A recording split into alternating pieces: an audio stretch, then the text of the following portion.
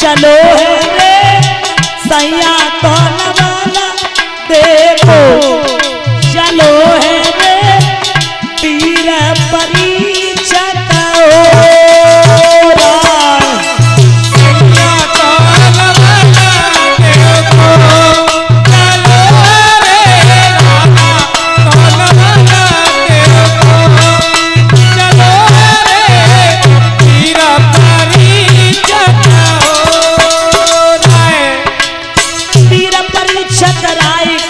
घोड़ा की सवारी बांगले हथियार कर में तेग सवारी रे घोड़ा की करी सवारी के चलो शिकार यो अरे वो बलिदारी रैया तो देव को चलो रे राजा तो नवाला देव को चलो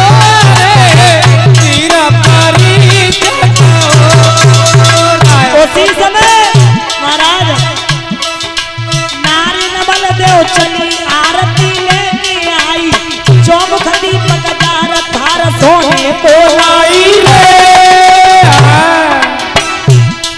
जन आरती तुरंत उतारी जल्दी आइयो लौट के घर में कहे वो घर बारी राजा तो नवल देव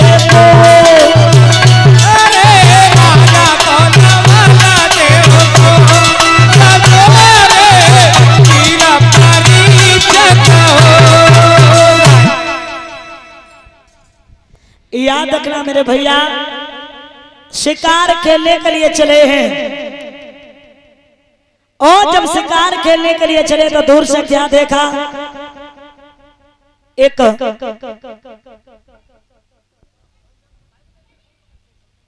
गाय आ रही है और आगे बढ़े तो क्या देखा एक बैल आ रहा है वो गाय कौन थी पृथ्वी और वो बैल कौन था धर्म धर्म के 4 चढ़ होते हैं सत्य तप दया और दान सत्य खत्म है सत्य कोई बोलता है सबसे बड़े झूठा कोई है दुनिया में सबसे बड़े झूठा शास्त्री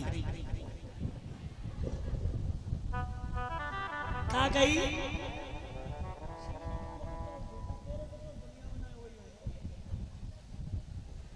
जे हमारी कह रहे और हम तुम्हें जे तो मेरी हंसी में कह रहे लेकिन जा से बड़ा झूठा हिंदुस्तान में कोई ना हो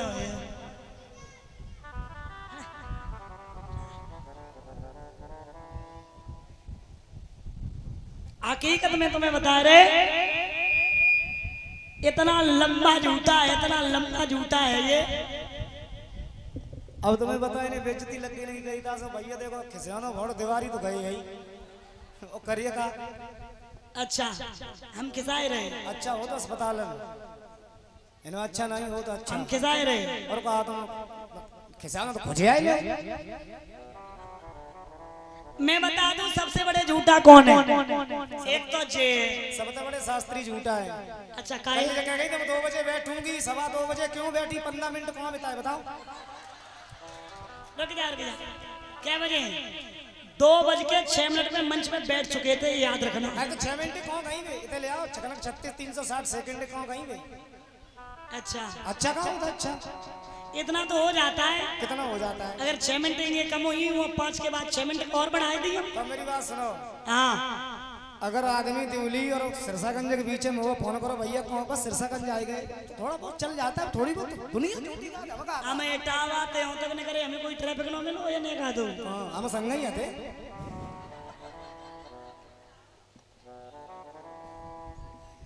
NH2 पर वो भी ट्रैफिक आगरा में मिल सकता है बात बाकी कहीं नहीं कानपुर में मिलेगा उधर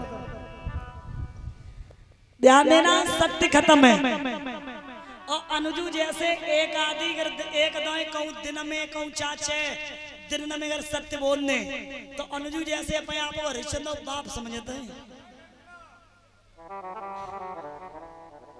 सत्य खत्म है दया भी नहीं है दया खत्म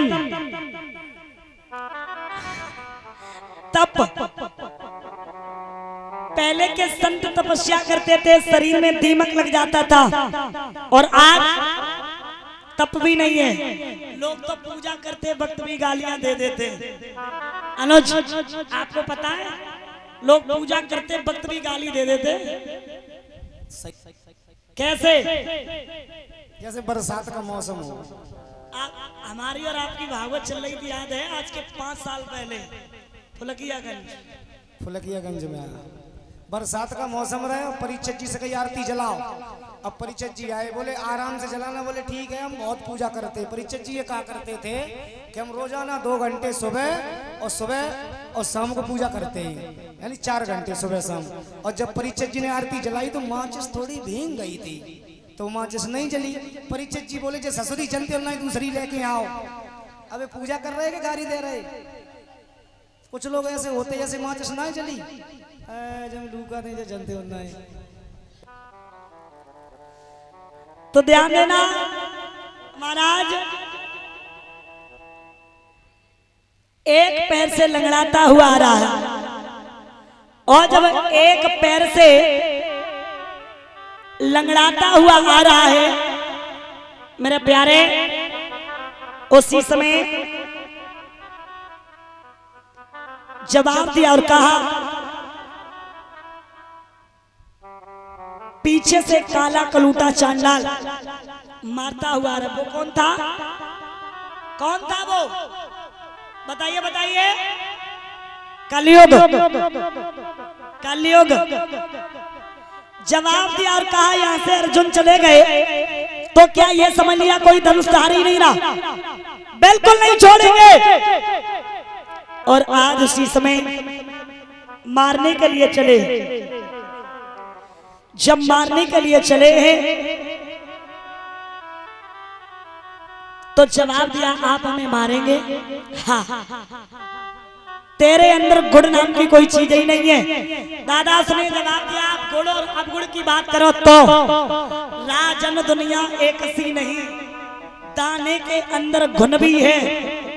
किसी चीज में गौर करो तो गुड़ भी है, अवगुण भी है।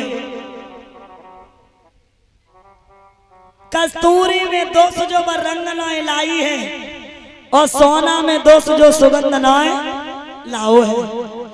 राम में दोष जो सुपर्णखा की ना कटाई, और रावण में दोष जो सीता को हरे लाओ है।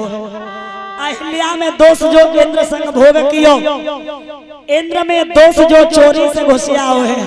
फिर महाराज तुम काहे को पागल बने, एक एक दोष हरने हर एक में लगाओ है।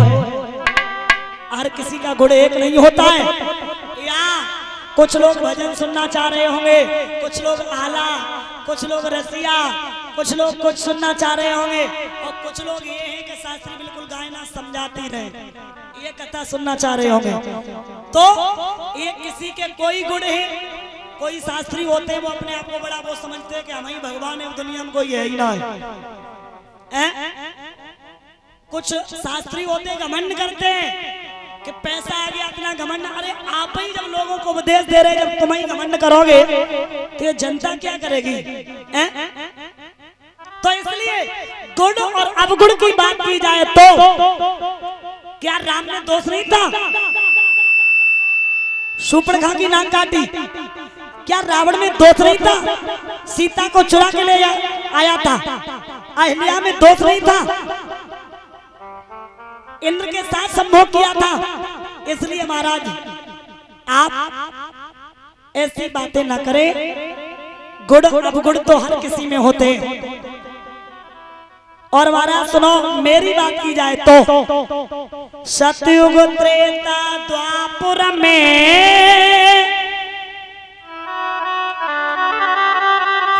सिर पटक पटक मर जाते थे।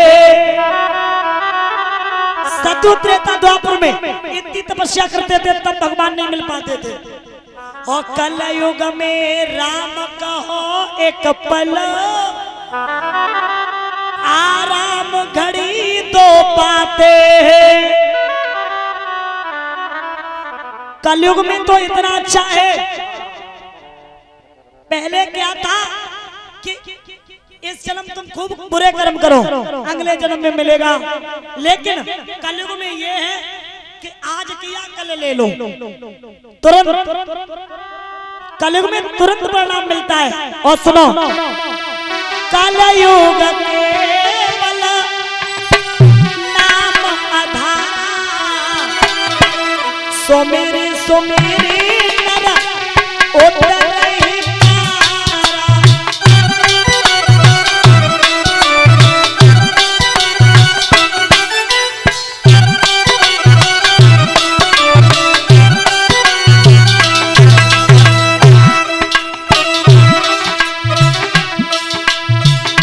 कलयुग केवल जोग न जाना, केवल एक राम गुण गाना।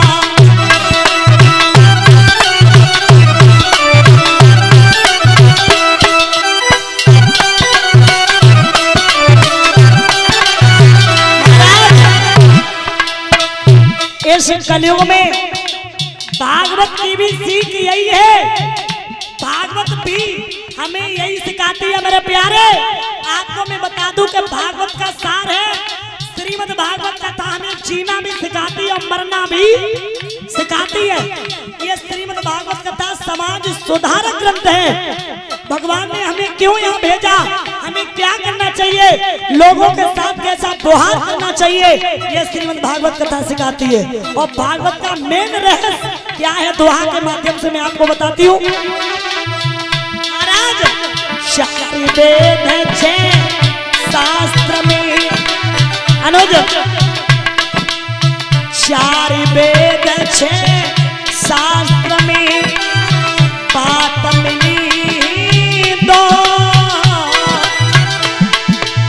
सुख दीनो सुख होता है, दुख दीनो दुख हो मेरे भैया, दुख दीनो दुख हो।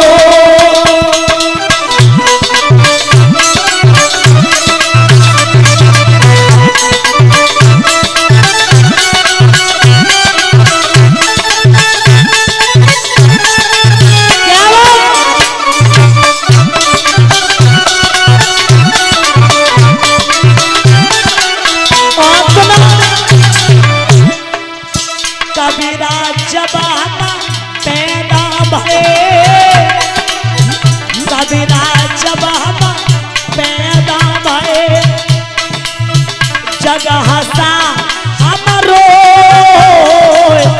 कबीरा जब पैदा भये, जगह सा हमरो।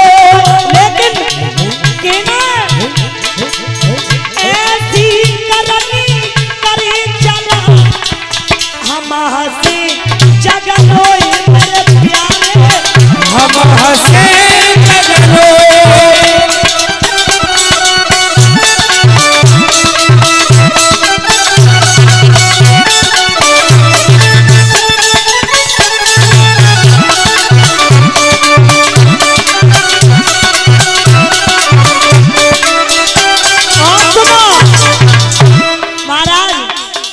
लिखा है कि कबीरा जब हम पैदा भये, जीव जब मां के गर्भ में होता है परीक्षित जी, तो लाखों कष्टों का सामना करता है, बड़ी परेशानी होती है। तब भगवान का नाम लेता है, कहता है बाहर आऊंगा तो तेरा नाम लूंगा, आने के बाद भूल जाता है।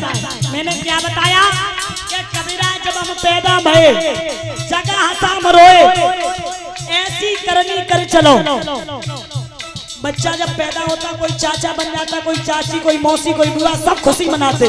लेकिन मैं कहूंगी कि कर्म ऐसे करो, तुम्हारे जाने के बाद तुम हंसते हंसते चले जाओ, तुम्हारे जाने के बाद लोग तुम्हारे लिए आंसू डालें और बरसों तक तुम्हें याद करें, तब तो तुम्हारी शाबाशी है। वरना तुम मनुष्य के रूप में जी के नहीं गए, पशु के समान जी करके चले गए। तुम जैसे ना जाने कितने आए कितने चले गए। कुछ लोग जब घर पे फ्री बैठते, फ्री तो अंगुली उठाएंगे। मेरी एक आदत है कि मैं जब तक किसी इंसान की कोई भी चीजों को देख नहीं लेते तब तक मैं उसी के बारे में बुराई नहीं करते। लेकिन आज की दुनिया इसी बात का करा खाती है क्या कि एक दूसरे के बारे में वो ऐसा, इसकी सुन ली, वो ऐसा, वो वैसा। अरे आंखों से देखो कौन कैसा, दूसरों के बारे में बात में कहो। जब लोग ये अंगुली उठाते ऐसे कहते वो ऐसा, वो ऐसा, कहने वालों से निवेदन कर दूं कि आप उस पर उंगली उठा रहे हैं, ये तीन को देखिए, ये तीन क्या कह रही है। ये तीन का सीधा संदेश ये है, ये सीधा ये कह रही है कि पहले तू अपने अंदर झांक, तू कितना अच्छा है, दूसरे की बुराई बात नहीं कर। इसलिए बुराई करने वालों को बता दूं, एक बात और बता दूं कि अगर किसी के रिश्ते किसी से अच्छे हो जाए, चाहे वो बहन हो, चाहे वो भाई हो, चाहे वो माँ का रिश्ता हो, चाहे वो पिता का। मैं अपनी बात कर दूं, जैसे मैं शास्त्री हूँ, मैंने आपके यहाँ कथा कही, आप के हमारे बहुत अच्छे रिश्ते हो गए। कभी फंक्शन हुआ हम आपके यहाँ आ गए, आपने बुलाया हम आ गए, लेकिन ये समाज पता नहीं कितनी बातें बना दे रहे, वो ये वो क्या मैं आपको बताऊं, इतना कीचड़ उछालते हैं लोग, समझ में नहीं आता कि इनको क्या मिलता है। तो मैं आपको बता दूं, दूसरे की बुराई करने वाले इन तीन के आगे झांकिए, ये सीधा संदेश यही पहुंचा रहे कि अपने अंदर देखिए, उसके बाद दूसरे के अंदर झांकिए। लिखा है बुरा जो देखन में चला, बुरा न मिलिया को, बुरा जो देखन में चला, बुरा न मिलिया को, जो लिखो आपना बल्ले भैया हमसे बुरा न कोई, मेरे भैया हमसे बुरा न